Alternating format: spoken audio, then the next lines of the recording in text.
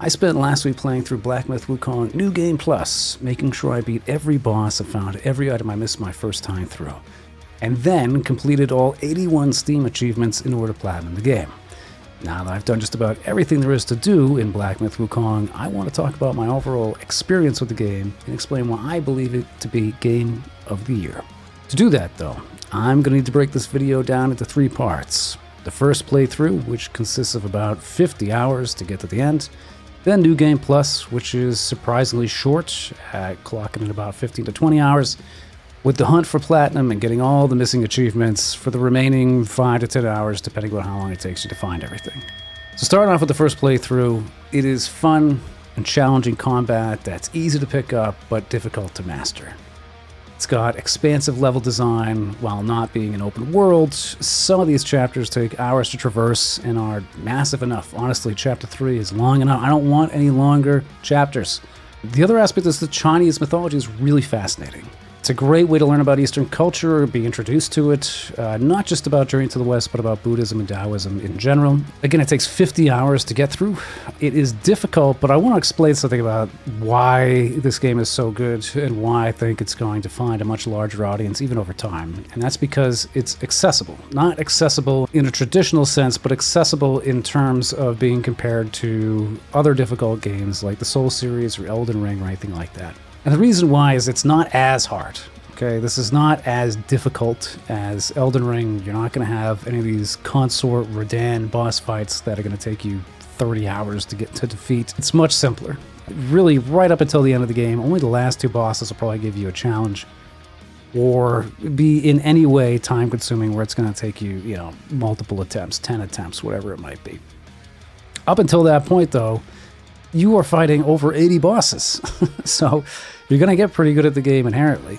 And I just think that the reason why it works so well and is doing so well is because there's a lot of people who can't handle Dark Souls or Elden Ring or any of those games. And maybe they like, God of War. They like those kind of games a little bit better. But this is really unbelievable.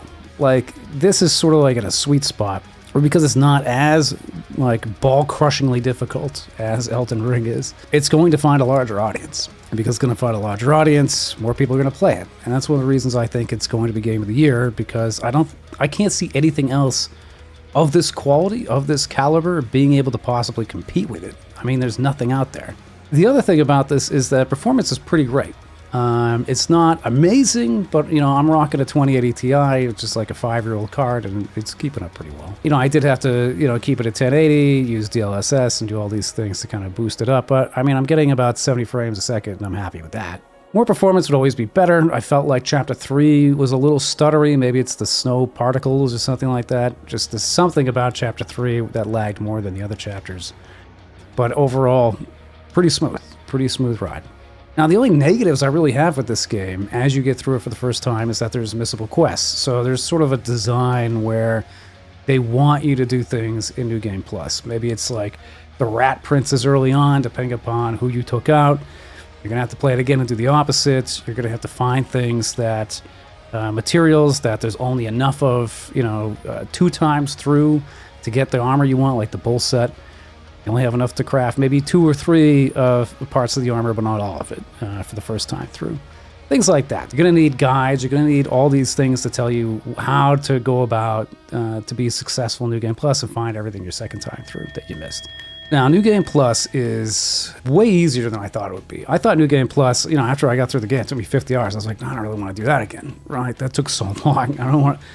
It's only going to be harder, right? But no, it isn't. It's like you just steamroll through everything. You're pretty overpowered. You got this amazing ability starting off New Game Plus where you can sync all your duplicates up with you when you do heavy attacks. So you can just nuke every boss that gets in your way. It's kind of hysterical. That being said, it'll probably take you 15 to 20 hours to get through. Only the final bosses at the very end are going to be a challenge.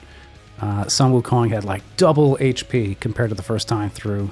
And that was the only time I used this resurrection ability.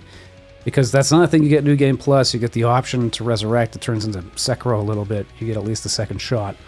And there's different curios and things, or soaks, I think, that will let you rejuvenate all your heals, which should make any fight a cakewalk. And I really don't have any downsides about New Game Plus. I thought it was going to be a lot harder, but it isn't. And you can pretty much just breeze through it. finding just what you need to find, and that's it. It's not going to take you that long in comparison. I do recommend it. I do recommend it because it was a lot of fun, and yeah, don't miss out on New Game Plus. Now for the Platinum is a little tricky. Because again, some achievements require multiple playthroughs, which means that in order for you to even know what you need, because the game does not tell you what you are missing, which I really wish it did, means that you have to rely on a third-party checklist. Now, I happen to find a great checklist. Someone on Reddit, or whoever built this, just did a fantastic job. It shows you everything. It tells you if things are random drops or if there's certain dependencies or missable things that you need to be aware of. And even when you just hover over an item name, it shows you what it looks like. It gives you a little image of it. You click through on it, it'll take you to some kind of wiki page where you can get more details and get you started on whatever else you need to know in order to actually attain that particular item. The problem with trying to get the Platinum is that there's just way too many armor pieces, way too many curios, and way too many soaks that you need to find, which are completely dependent upon RNG drops. It's just totally random. It's totally random. You're just going to farm the same enemies, farm the same plants, whatever you're doing over and over and over and over again, constantly. And it'll take you 30 to 60 minutes to try to get whatever that item is. And it's absurdly time-consuming, absurdly tedious, and it's not fun. It's not fun at all. Trying to get the Platinum is terrible. It's a terrible experience. So I do not recommend you do it. Get through the game, get through New Game Plus, and only if you have severe OCD and you really want to be part of that, like 3% of players that have actually done this, then go ahead, use the checklist, make sure you got everything, and you can do it. But man, it's so tedious and mind-numbing and stupid that I couldn't stand. I hated it. I hated everything about it. And then I went to New Game Plus Plus. The other major thing that I didn't think worked is that there are these discovery boosting tools, like certain curios and headgear, that say that they will moderately improve the drop rates of rare items and things, but I don't think they do. I don't think they do a goddamn thing, because it took me 30 to 60 minutes of farming like the same enemies over and over again, and it just didn't do anything. I can understand why it wouldn't work with plants, because those aren't enemies. But like, what the hell? Like, it's just so insane. There's way too much of this. I don't understand why the vendors don't just sell these items. Why not? Why do I have to farm them? There's no reason to do this. There's no reason to inflate the gameplay, right? I don't need to add another 10, 20 hours onto something when I'd already spent, almost 70 hours trying to get through the original playthrough and New Game Plus. It doesn't need any padding. Not necessary. So I do hope they update this in the future. They patch something, it just lets you buy the items. Like, just, why? It's not fun. There's no reason to do this. That said, I really feel like Black Myth is a 9 out of 10 game. It is just solid. For the price, there's no microtransactions. They're not trying to hook you for any extra cash. They're not trying to sell you on anything else. It's just a completely unique experience that goes through Chinese mythology, goes through Chinese culture, discusses topics like Buddhism and Taoism that are fascinating. And it's interesting, and it makes me interested and want to learn more. And that's why I'm going to give Black Myth Wukong a 9 out of 10. It is amazing. It's an amazing game. I do not see any other game coming out this year like reaching the same level of quality and interest and depth, because it's not just, the combat's very good, the boss fights are very good, really everything, all the level design, all the art, everything is fantastic. And then you get into, the cultural aspect of, Buddhism and Taoism and Journey to the West in general. It made me want to get through that book, and because I'm lazy, I'm going through the audiobook, listening to the audiobook on Spotify. And that's why I recommend this version. Go, whatever you use to listen to audiobooks on, check this version out, as it's got this incredible narration by Robert Wu, who's been in Family Guy and Ted and a bunch of other things, and he is hilarious. He's absolutely hilarious. I think the thing I didn't understand going into the book is that the game's very serious. It has a very serious tone. But then the book it's hysterical. Sun Wukong is, he's just a jerk.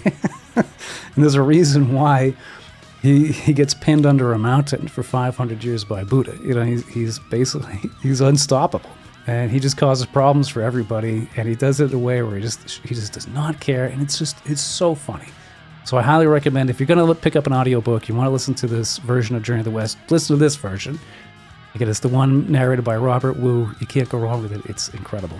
And otherwise, that's it. I really, this is just such a good game. It was so fun. How do you top that? Like, there's like, now we're going into the end of the year, and usually there's a lot of these big games that come out and everything. It's like, nothing's going to hit that. Nothing's going to reach the heights that Black Myth Wukong did. So, but let me know what you thought. Did you like Black Myth Wukong? Did you get through the first playthrough? Did you get through New Game Plus? Are you trying to get through the Platinum? Where are you at with it? Let me know down in the comments. And do you have any other tips for any of players? Because you guys are great about that. You guys, on the previous videos, you've been posting a ton of tips and helping a lot of people out. It's just fantastic. So if you've got any other comments about game in general or whatever, your experiences with it, if you have completed it or gone on to New Game Plus, just post down below. I'm always interested to read it. I'm sure other people are too. But that's it. That's sort of all I got for you. It's a great game. Check it out. Get through New Game Plus. Highly recommend you do that. And, but probably don't go through the Platinum. Nobody wants that. It's terrible. Anyway, thanks for watching. Take it easy. Bye-bye.